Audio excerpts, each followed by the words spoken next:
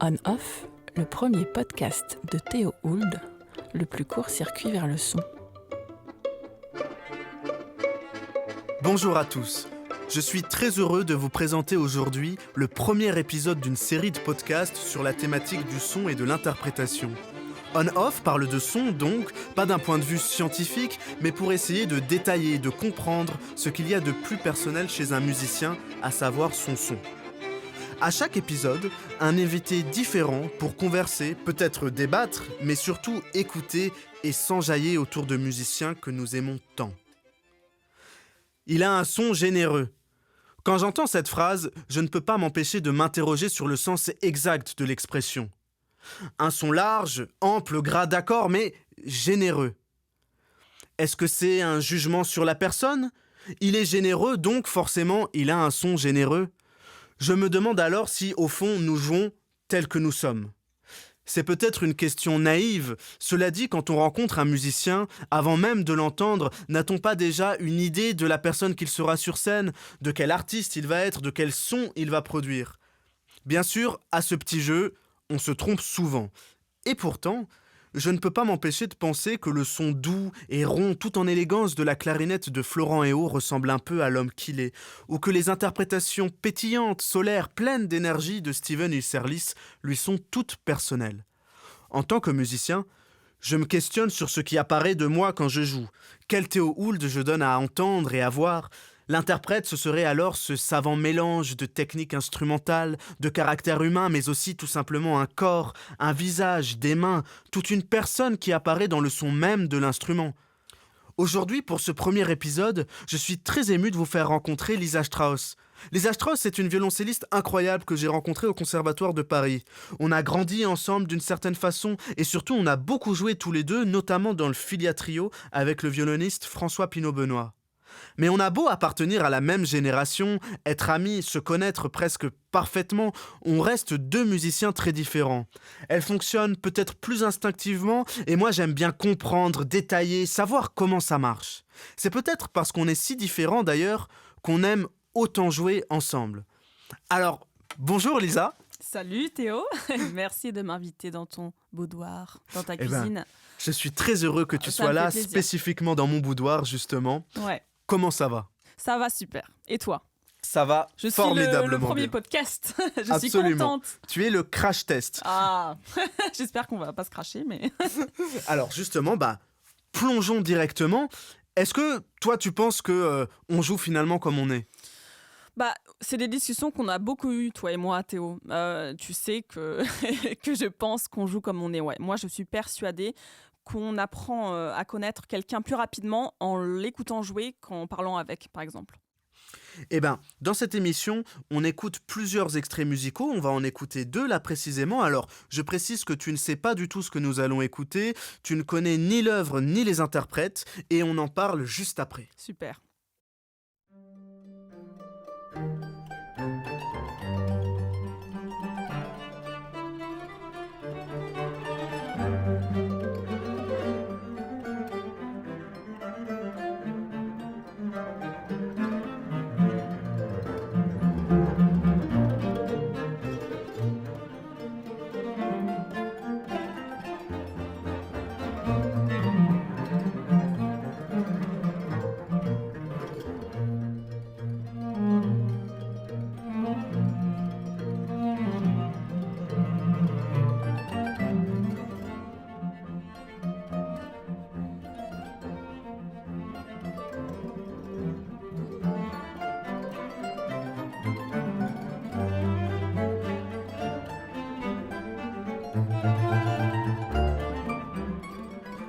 Alors là, pour une première réaction à chaud, tu vois, quand tu écoutes cette musique, qu'est-ce que tu imagines comme personne, comme personnalité ? Qui pourrait jouer ça ? Comment est-ce qu'ils jouent ça ? Est-ce que c'est des potes en train de se marrer ? Est-ce que c'est des académiciens ? Qu'est-ce que t'en penses ? Déjà, premier truc, c'est que j'adore l'interprétation. Je suis très séduite, même si c'est pas la façon dont j'aurais abordé la pièce. D'ailleurs, on l'a joué il y a pas longtemps. Hein. C'est un petit clin d'œil, je pense. Absolument, petit clin d'œil. Alors, quelles sont ces personnes? Pour moi, c'est des gens qui ont vraiment étudié la partition, qui se sont posés sur une chaise, ils ont pris leur partition, ils ont analysé. Voilà, il y a une vraie architecture qu'on sent, qui est un peu inébranlable. Et les trois musiciens sont complètement en osmose, c'est-à-dire qu'ils savent très bien qui a la voix principale, qui a le thème, quand est-ce qu'il faut être exposé, quand est-ce qu'il faut seconder un petit peu. Donc il y a une très grande connaissance de la partition harmonique et au niveau de l'architecture, de la construction de la pièce. Voilà, après ça ressemble à une interprétation récente, hein. C'est ça, c'est récent. C'est un disque, tout à fait, c'est un disque très récent. Ouais. Et je te propose d'écouter, je garde un peu de suspense là pour Ok. l'interprétation. Je te propose d'écouter un deuxième extrait, tu vas voir, ça change complètement. Ok.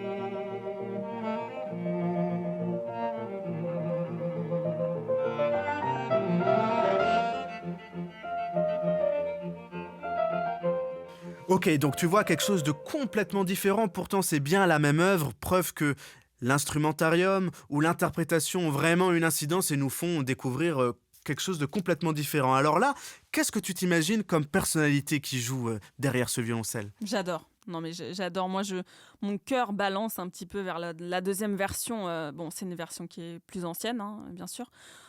C'est Shafran, j'imagine.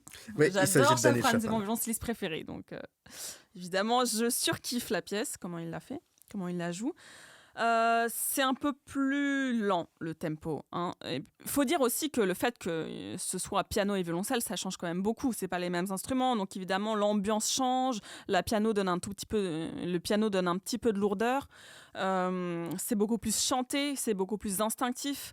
Tu vois, tu parlais au début que toi, tu as une manière plus réfléchie et moi plus instinctive. Les deux interprétations que tu m'as fait écouter, c'est un peu peut-être les deux manières qu'on a un petit peu exacerbées, évidemment, mais de voir la musique, c'est marrant. Après, Shafran, il y a toujours cette grande sensibilité qui fait que voilà, il presse beaucoup. Les gens qui jouent avec lui, ils sont sans cesse en train de le rattraper. Et moi, j'adore, ça rend quelque chose de très humain, en fait. Ça rend la pièce très humaine. Ouais, moi, c'est deux versions que j'aime beaucoup. Et tu as dit tout à l'heure qu'on l'avait joué il n'y a pas si longtemps. C'est deux versions qui m'ont pas mal inspiré. Et pourtant, elles sont si différentes. Tu vois, quand j'écoute la version de Shafran, je sens quelque chose de presque plus cinématographique. Tu vois, il y a une Ouais, action, c'est épique, c'est chevaleresque, tout est très ouais, sensible. Il perd jamais une occasion de chanter. Et il y a quelque chose comme ça dans son violoncelle qui, c'est vrai, qui me touche. qui est hyper sensible aussi, ouais. C'est À fou. fleur de peau, quoi, c'est incroyable. Et tu vois, et on sent ça, et quand on connaît un tout petit peu la personne, ou ce qu'il donne à connaître, parce qu'effectivement, tu disais qu'il passait très peu en interview, on a Ouais. peu de choses On de, a de lui, très peu de vidéos, mais ouais. il nous donne un peu cette image-là. L'autre version, c'était une version de Yo-Yo Ma, où il Ah, joue d'accord. avec Chris Style à la mandoline et Edgar Meyer à la contrebasse. Mhm. Et tu vois, l'autre version, moi, ça me donne un peu plus une image nocturne, comme une sérénade, en tout cas quelque chose d'un peu plus mystérieux, c'est beaucoup plus doux Ouais, aussi. C'est ouais. c'est moins épique. Alors, j'avais une petite question à te poser. Est-ce que tu penses que quand on joue en Ouais. concert, il faut essayer de refaire exactement ce qu'on s'est dit en répétition, que Ah, un concert réussi, par exemple, intéressant. c'est ce qu'on a réussi à faire en concert par rapport à ce qu'on s'est dit en répétition? Oui, c'est quand même bien de garder une petite structure quand même. Si tu oublies tout, si tout se casse la gueule, tombe par terre, bon, c'est un petit peu dommage parce que... non, mais de toute façon, je pense que tu gardes toujours. Si tu travailles beaucoup, que tu as beaucoup réfléchi à la pièce, il y a toujours quelque chose qui va rester sur scène. Après, effectivement, c'est bien de te détacher un petit peu de cette manière cérébrale qu'on a d'aborder l'œuvre au cours du travail. Mais bon, voilà, évidemment, il y a aussi le critère objectif qui fait qu'une belle réalisation technique instrumentale va servir la pièce, évidemment. Et Euh, est-ce que tu penses, par exemple, que notre humeur du ouais. moment elle va venir un peu transformer notre interprétation ou changer ce qu'on a pu se dire. Par exemple, pour faire très simple, si d'un coup tu apprends une terrible nouvelle juste avant de monter sur scène, ou au contraire une très bonne, que l'atmosphère dans laquelle tu vas te trouver va avoir une incidence. Je pense que chez moi, j'arrive un petit peu à mettre de côté, en tout cas. C'est vrai que le moment de la scène, c'est un moment qui est un peu hors du temps, hors de l'espace. Donc, j'arrive un peu à mettre de côté. Par exemple, il n'y a pas longtemps, j'ai fait un concert en musique de chambre. On jouait le quintet de Franck. Et 2 minutes avant de rentrer sur scène, il y a le violoniste qui casse mon archet en 10. Donc, t'imagines l'état, tu vois, 2 minutes avant d'entrer sur scène, t'as un espèce de bâton que tu peux jeter au feu, tu vois, bon à faire des braises. Et donc là, il y a mon père qui court me chercher un autre archer dans sa boîte. Moi, j'étais un peu sueur froide, tu vois, en panique. Et c'est vrai que pendant les 35 minutes du quintet, j'ai mis ça de côté complètement et puis j'ai fait le concert, quoi, comme si ne s'était rien passé. Ouais, toi, ça n'a pas eu d'incidence. Pas Parce trop. que par exemple, moi, c'est vrai, plutôt sur des choses heureuses, tu vois, quand j'ai eu une bonne nouvelle avant un concert, ou que par exemple, quand on a fait notre concert de sortie, où effectivement on entend la salle qui est vraiment que des amis qui crient dès Ouais. qu'on arrive, bah, c'est vrai que d'un coup, ça me met dans un mood où j'ai envie de presque de jouer encore plus, tu vois. Alors, c'est peut-être pas forcément une bonne chose, peut-être que du coup on surjoue, mais il y a quelque chose comme ça Mais moi, ça qui veut me pas stimule. du tout dire que j'ai pas le trac, hein. Moi, je peux avoir des tracs monstrueux. Ça m'est arrivé quelques fois, avec des sueurs froides, les mains moites. J'oublie mon texte, ma partition, tout ça. Non, en revanche, ça, j'ai du mal à l'expliquer, quoi. C'est vrai qu'on a vraiment du mal à expliquer le trac, comment il arrive, pourquoi maintenant, pourquoi pas devant 3000 personnes. Enfin, c'est vraiment étrange, ouais. Et alors donc puisqu'on parlait de son, et surtout là du son de la musique de chambre, c'est-à-dire plusieurs musiciens qui jouent ensemble, qu'est-ce que c'est pour toi un son commun? Qu'est-ce qu'un beau son commun de groupe? Difficile aussi de répondre à cette question. Que des questions difficiles, Théo. Euh, c'est bon, aujourd'hui, on a plutôt tendance à dire qu'un beau son, c'est un son homogène qui se ressemble. Voilà, un pupitre d'orchestre, il doit avoir les mêmes coups d'archet, les mêmes vibratos, la même phrasé, tout ça. En musique de chambre, je pense que ça peut avoir une certaine beauté aussi, deux instruments qui jouent très différemment, par exemple un violon et un violoncelle, où il y a deux propositions de sons différentes. Bon, faut pas non plus que ça soit opposé complètement, mais moi, je suis pas vraiment partisane du fait qu'on dise que voilà, il faut avoir un son absolument commun, même vibrato, même hauteur de son, tout ça. Ouais, moi Pas j'ai un trop. enregistrement des Amadeus où ils font avec Murray Peraya là, les quatuors de Brahms avec piano, et c'est vrai que t'entends dedans le premier violon qui a un vibrato extrêmement serré qui joue presque soliste Ouais, un par peu haut rapport et tout. aux autres du Ouais. quatuor, et, euh, et moi j'adore quoi, ça marche aussi Ah oui, super. ça Et marche d'un très autre bien. côté j'aime aussi beaucoup, tu vois, le quatuor Balcea, ils ont fait un intégral de Beethoven où là pour le coup ils ont vraiment un son commun très homogène, et ça donne aussi un effet bœuf. Donc c'est ce qu'on aime aussi dans On Off, parler de choses très différentes mais qu'on aime vraiment passionnément. Donc je voulais te demander, toi, si tu avais une anecdote sur scène, par exemple de la chaleur ou du froid. Nous, on a joué sous la Mmh. pluie, on a joué Ouais. dans des espèces d'alcôves avec une humidité folle. Ah Est-ce ouais, que putain, ça c'est a vrai. changé parfois ton interprétation? Tu as dû t'adapter en conséquence? Ah bah oui, bah bien sûr, évidemment. Bah, le dernier concert, là, par exemple, on a joué Bach. Il faut dire que l'humidité de la salle, alors je venais de me mettre de la crème sur les mains, en plus c'est énorme connerie, évidemment, bravo Lisa Strauss. Franchement, pendant le premier mouvement de Bach, j'étais pas bien du tout, hein. Les mains qui glissent, le chevalet qui devient le chevalet, pardon, la touche qui devient une patinoire. Franchement, c'était 5 minutes un petit peu douloureuses, ouais. Ouais, on est toujours en Franchement. fait en train de s'adapter. Moi, c'est vrai, une fois, alors donc l'accordéon pour moi est pas vraiment l'instrument le plus abouti encore. Il y a pas mal de choses à faire dans l'organologie. Il n'est pas encore parfait, Ouais, et enfin, donc parfois il y a des il est trucs qui comme bien, hein. cassent. Tu vois? Ouais. Et C'est vrai que toi, ton accordéon, putain, il y a toujours des trucs, ah ouais, il y quoi. a toujours Une note des qui petits trucs. pète, un truc, la justesse qui fout le camp, c'est Ah, incroyable, ouais. toujours, c'est terrible. Mais bon, Tu je l'aime t'ennuies quand même, jamais. je l'ai choisi. Mais une fois, je fais un récital, et donc nous, on a des registres à l'accordéon, ça permet de changer le son, le timbre des notes, c'est ce qui donne son côté un peu orchestral. Et je dois jouer un passage justement assez véhément, donc je mets un registre normalement qui convient à ça, donc assez puissant, qui joue plus fort. Et là, en fait, bah, mon registre complètement bloqué, et j'arrive pas à le passer, donc c'est un peu le stress sur scène, donc je dois m'adapter, bah, évidemment, à l'instant T, et je passe donc à un autre registre qui est le plus doux, le plus suave, frêle de l'accordéon, donc quelque chose qui ne collait pas du tout avec le passage que je devais jouer, et je me suis retrouvé à jouer quelque chose complètement pianissimo alors que ça devait être fortissimo, et bon, je suis pas sûr que le public s'en soit forcément rendu compte, mais en tout cas sur moi ça a fait pas mal de sueur froide, et ça a changé radicalement la couleur du moment. Alors dans On Off également, on joue ensemble avec chaque invité. Là, on a choisi de jouer le final de la sonate de Shostakovich, donc pour violoncelle et piano. Là, évidemment, le piano est remplacé par l'accordéon. Et Lisa, toi, comme tu joues depuis longtemps avec l'accordéon, qu'est-ce que ça change en fait dans l'interprétation et dans le son du groupe de jouer avec un accordéon ? Ah, ça change beaucoup de choses. Il y a déjà une imagination plus vaste, plus large en fait, avec un accordéon. Il y a une polyvalence de son qu'il n'y a pas avec le piano, c'est-à-dire qu'un accordéon peut imiter les instruments à cordes, les instruments à vent, l'orgue. Non, mais il y a vraiment des possibilités infinies. Et c'est drôle parce que parfois on joue tous les deux en concert et puis le public ensuite vient nous parler et nous dit tiens, c'est drôle, j'ai vu que c'était le violoncelle qui jouait cette phrase, mais j'avais terriblement l'impression que c'était l'accordéon, et puis les deux sons se confondent comme ça, donc il y a vraiment une imagination qui est possible. On peut faire un travail sur ça, sur le son, la sonorité justement, qui va très très loin, plus qu'avec le piano, je dois dire. Et bien sur ces belles paroles, on vous laisse, chers auditeurs. Si le concept vous a plu, n'hésitez pas à nous suivre, et on se dit à très bientôt pour un nouveau podcast.